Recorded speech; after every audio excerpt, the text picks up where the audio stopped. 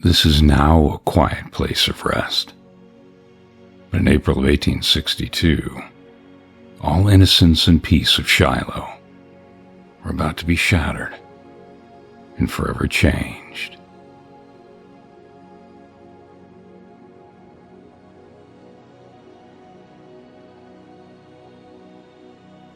Confederate General Albert Sidney Johnston was held in high regard by the Confederacy. But because of the fall of Fort Henry and Fort Donelson in February of 1862, Johnston's reputation had suffered. He was forced to abandon Kentucky and much of middle and western Tennessee. He concentrated his 42,000 men at the rail junction of Corinth, Mississippi. From there, he and his commanders planned to retake Tennessee.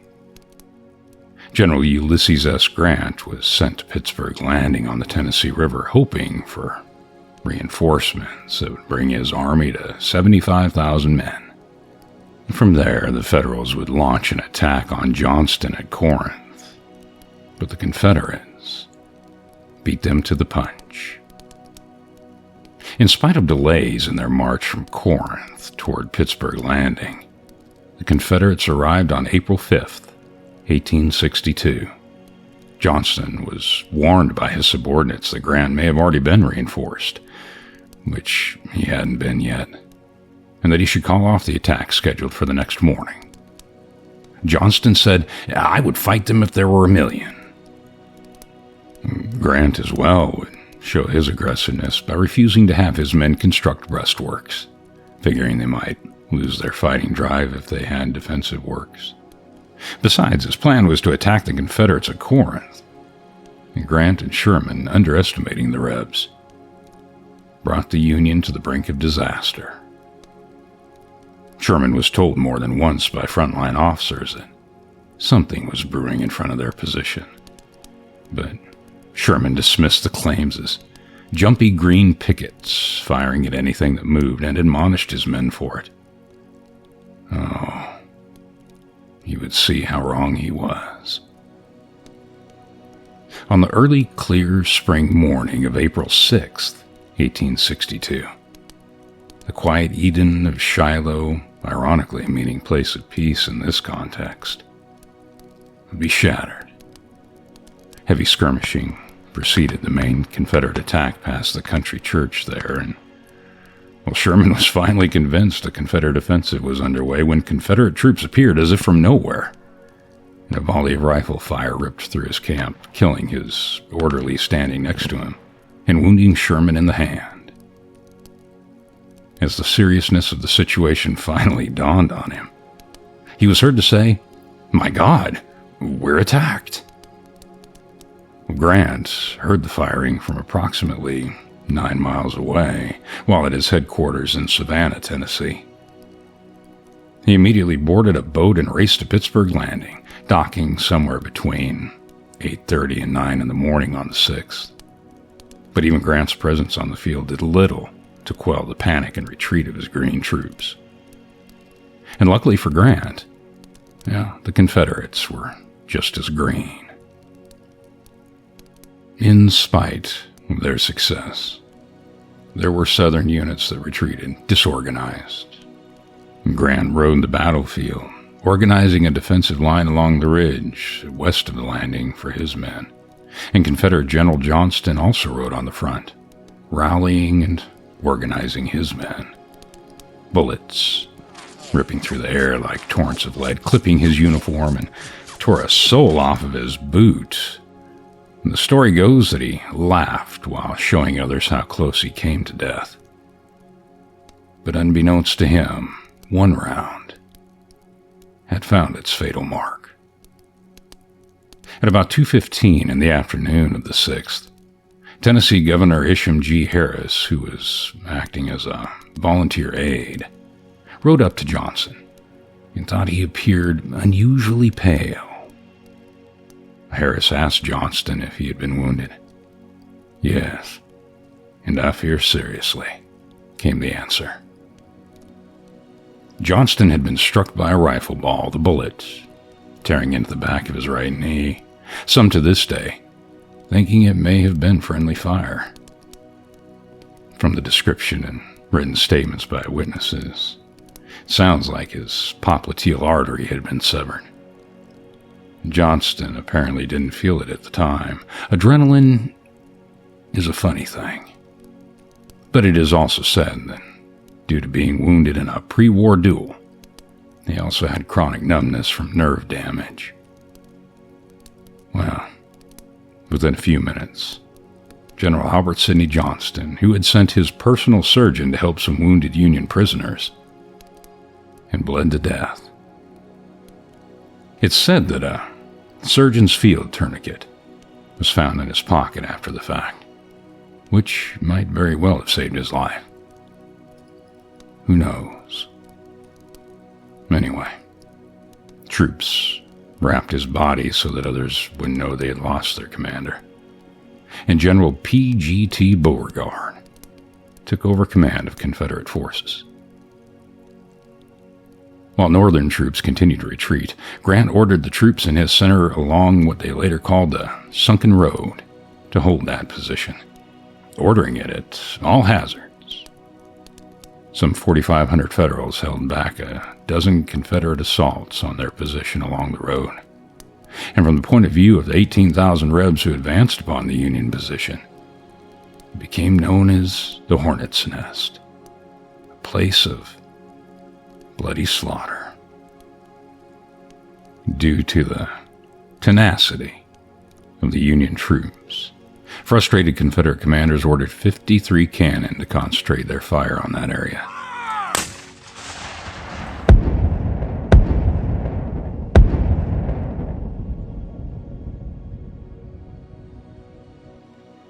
The half an hour to 45-minute barrage silenced many of the Union cannon defending the Hornets' Nest. Union troops on the left withdrew, then support on the right retreated, leaving the men in the Hornets' Nest to fend for themselves. By 5:30 p.m., they were fairly surrounded, and individual officers began to surrender their commands rather than to have the slaughter continue. Only 2,250 Federals remained to be captured, after some 6 hours of horrible fighting.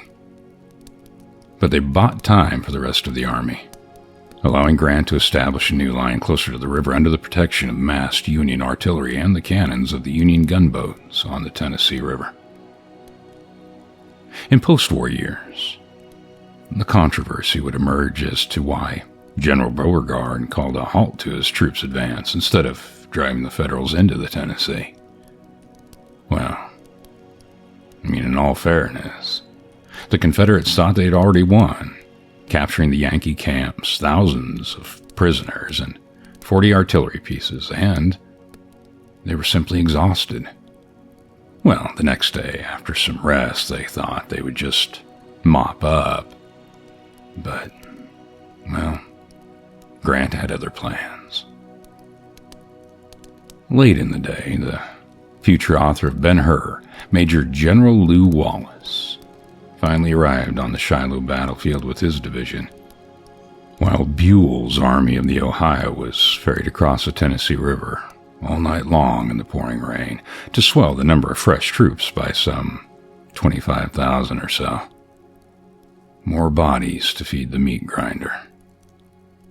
Well, before dawn on April 7th, Grant was ready to attack the still disorganized Rebs. It is said that as Grant's troops marched into positions, they were shocked by the sight of the mutilated dead and the groaning wounded, soaked by the night storm and laying in rivers of blood. By 10 a.m. on the 7th, Confederates had become somewhat reorganized and their defense stiffened about 1.5 miles from the Tennessee River. As the Federals advanced, determined pockets of Confederates held out, sometimes engaging in hand-to-hand fighting, stopping and driving back portions of the Union attack. On all parts of the Union line, fierce fighting raged throughout the morning, and by early afternoon, slowly pushed the rebels back until the Yankee camps were taken again. Thinking they had won a complete victory the day before, Confederate morale plunged. condition that was obvious even to Beauregard. Now, a final rear action was established by the Southerners at 3 p.m., but by 5 p.m. most of them had made their way to Corinth. Over the years, hindsight would plague the combatants with questions, as they do with many veterans of war. Grant was nearly removed from command by critics questioning why he did not pursue the defeated Rebs. And northern newspapers clamored for Grant's removal because he had been surprised by the enemy. But Lincoln silenced critics by reportedly saying, "I can't spare this man. He fights." Oh, the country was stunned by the massive casualties. There were more soldiers killed, wounded, and missing in just 2 days at the Battle of Shiloh than in all of America's previous wars added together to that day. And the slaughter would only get worse. Beauregard listed his casualties at 10,699. Grant's losses were recorded at 13,047.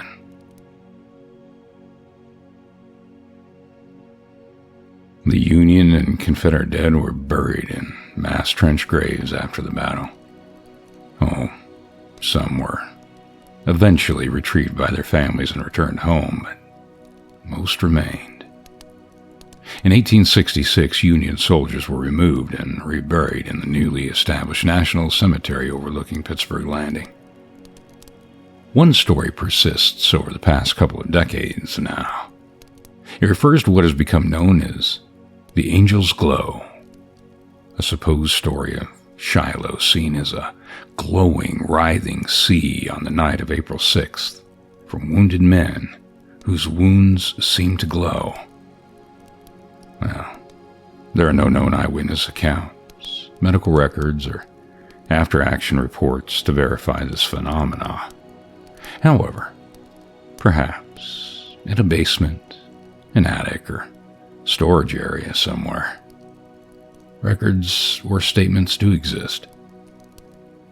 There have also been many storage fires or courthouse fires since the Civil War, and those records are just gone.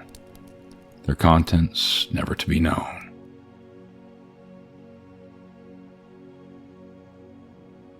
Perhaps the most famous ghost story about Shiloh is that of a phantom drummer boy. There have been reports of drums heard on the battlefield when no drummer is present, no reenactments taking place. The sounds are attributed to a youth that won a victory by mistake. Shiloh was fought fairly early in the war. By April 1862, the armies and their commanders were still learning their deadly trades, weapons, outpacing tactics, and drummer boys were no exception to danger. Many boys even had to learn how to play drums before they could learn the different drum calls. And, well, battle waits for no man or drummer boy. It is said that in a particularly critical moment at Shiloh, the drummer was told to sound the beat for the advance, which he did. The soldiers advanced and fought gallantly until they were outnumbered, and the commanding officer then told the drummer boy to tap out the drum beat, meaning retreat, but instead, the drummer boy pounded out advance yet again. The commander was horrified as men began to attack rather than to retreat. He commanded the drummer boy to beat out retreat, but the boy could only apologize. You see, he hadn't had time to learn retreat. The commander was frantic as men advancing into the jaws of death, yet suddenly the enemy began to retreat and melt away before his eyes. His attack was successful, thanks in large part to the drummer boy's mistake. However, legend says that in that ensuing advance, the drummer boy was killed, his drum smashed to pieces. It is said that still, these many years later, His cadence can be heard rolling from across the fields and echoing through the trees of Shiloh. Some say the drummer boy's name was John Clem, the famous drummer boy of Shiloh, whose spirit roams the fields, tapping out his drum's call. But it must be a case of mistaken identity. Although John Clem was associated with the Union Army, he first served with the 22nd Michigan, which hadn't even been formed when Shiloh occurred in April of 1862. Clem, however, did ride an artillery caisson into the Battle of Chickamauga, carrying a rifle that was cut down to fit his small stature. He used that rifle to shoot a Confederate colonel who had the temerity to demand the boy's surrender. Now, for this action, Clem was promoted to sergeant and became the youngest soldier to attain the rank of a non-commissioned officer in the U.S. Army at the age of 12. After the Battle of Chickamauga, a Civil War song was written called The Drummer Boy of Shiloh. And, well, many had assumed that Clem was the subject of the song in which the drummer boy died. But the drummer boy of Chickamauga was alive and well. He would be captured in October of 1863, relieved of his miniature Union uniform, for which it is said he was very upset. You see, it had several bullet holes to show his escape from death. Eventually, he was then exchanged to participate in several other battles with the Army of the Cumberland. He would be wounded in combat 2 times before being discharged in 1864. He later rejoined the Army, finally retiring in 1916 as a brigadier general, but again being promoted in retirement to major general.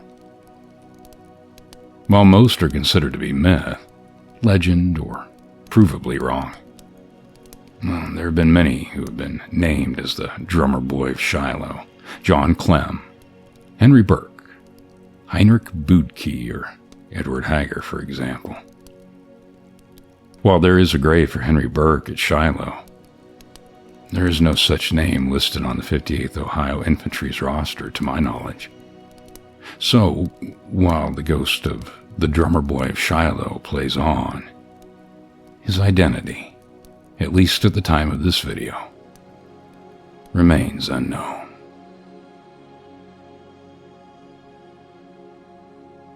Another reported haunted site is Bloody Pond. Though some dispute the story of Bloody Pond, it has been said that during the battle, wounded soldiers and horses congregated at a small pond to quench their thirst. And after a while, so many wounded men had used the pond that it was stained red. There's a legend that permeates the history of the battlefield of Shiloh. At certain times, unpredictable times, the water in the pond turns crimson again, as if to remind of the horror of that battle. Oh, there are certainly scientific explanations for this.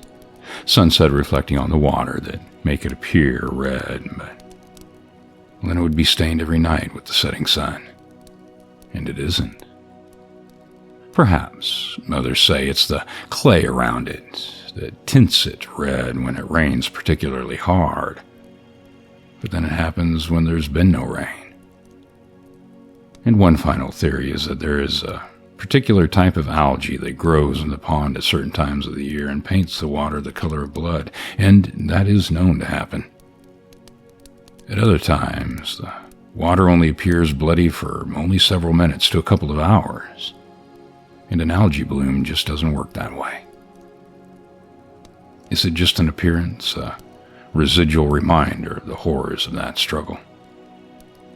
Yeah, maybe.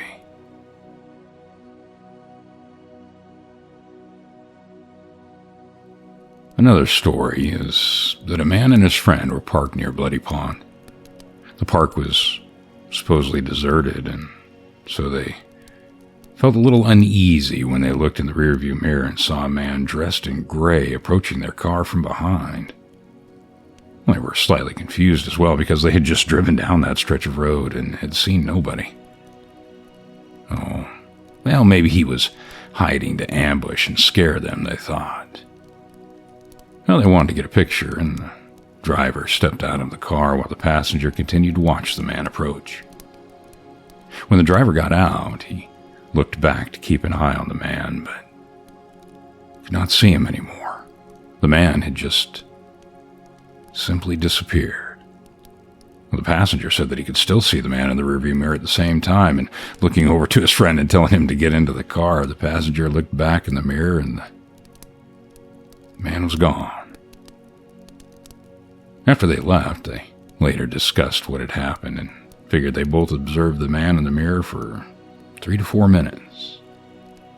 The funny thing was, even though it appeared the man was walking toward them, he never got close to them.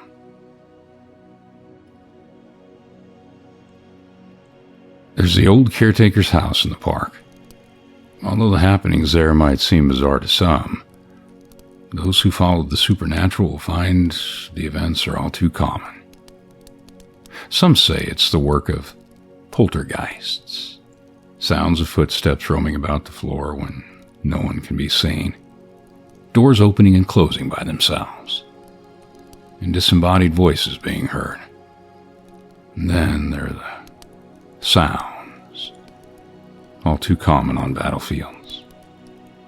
Gunshots and cannon in the distance, the sounds at night of marching columns of men and horses, the clanking of caissons, the guttural shouts of masses of men going into battle emanating from uninhabited woods. And then there are the hair-raising cries of the dying and the wounded.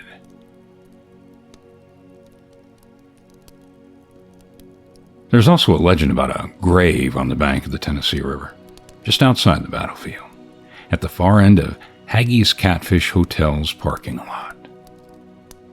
It is said that sometime prior to the Civil War, a body had washed up in the vicinity. He had no identification, but the man who owned the property buried him near where he found him. There's also another story that he had worked on a riverboat, fell overboard, and drowned. However it happened, or who he really was, it is said that the spirit of the man likes to interact with some patrons of the restaurant. And later on, someone named him Elmo and made sure that he had a stone marking his grave. Oh, there's so many more stories, but I think you get the idea about this sacred ground.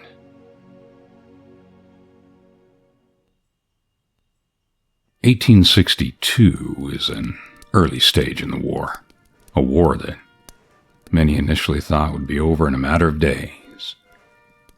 No one had ever seen this many dead men in one place, let alone knowing what to do with them. So at Shiloh, they gathered the dead together and buried them in those mass graves.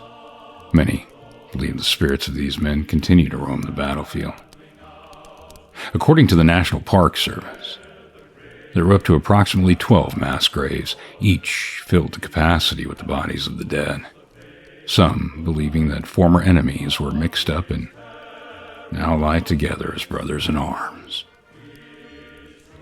To this day, the locations of only 5 of those grave sites are known, or at least as of this video. And the bodies of those men in those lost graves remain buried on the field of Shiloh, unmarked, though not forgotten. Shiloh, like all battlefields, bears the scars of pain and death, and keeps her silent vigil. She still has not given up all of her secrets, but the dead remain with those who they knew or fought against, resting in peace now, or not, lest we forget. Subscribe, like, and share, and don't forget to hit that notification bell for future stories. And as always, I thank you for taking the time to listen, and hit one of those little playlists over there. See what else you might like. The end.